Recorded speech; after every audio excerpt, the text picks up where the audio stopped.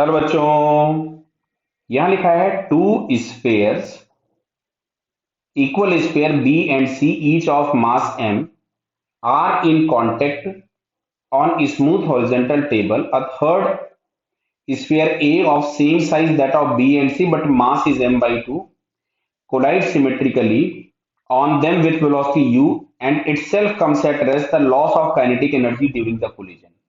तो kinetic energy में loss चाहिए, मतलब हम लोग अगर इस पूरे सिस्टम में दोनों की फाइनल वेलोसिटीज निकाल लें तो हमको पता चल जाएगा.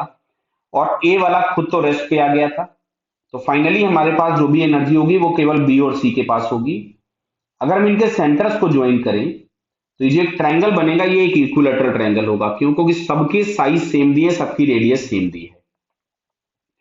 तो ये वाली जो लाइन है जो कि इनिशियल डायरेक्शन ऑफ मोशन था, अगर ये इक्विलेटरल ट्रायंगल बना था तो सेमी एंगल जो बनेगा दैट इज 30 डिग्री.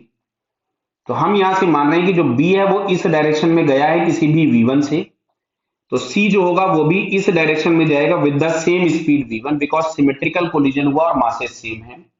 तो अगर मैं इस एक्सिस, इसको मैं अगर एक्स एक्सिस लिख दूं तो कंजर्वेशन ऑफ मोमेंटम अगर एक्स एक्सिस के लॉन्ग लगाओगे तो इनिशियल मोमेंटम मिलेगा m by 2u is equals to m v1 cos 30. v1 का वो कंपोनेंट जो एक्स एक्सिस के लॉन्ग है और इसमें ऊपर और नीचे वाले दोनों मासेस का यही होगा, तो इसलिए मैंने उसको 2 कर दिया.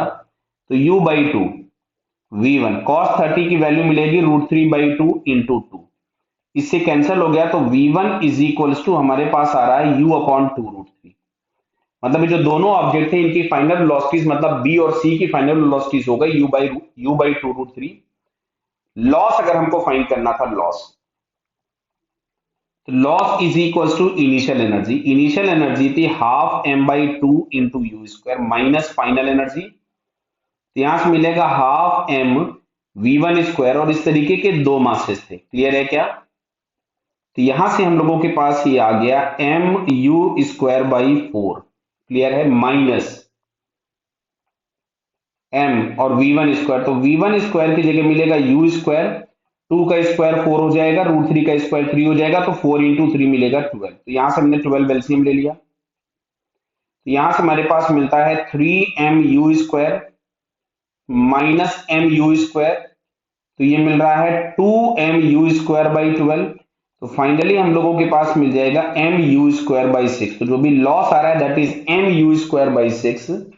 हम लोगों को ये सेकंड वाले ऑप्शन में दिया है, so it's second answer is correct. Clear बेटा? Okay, all the best.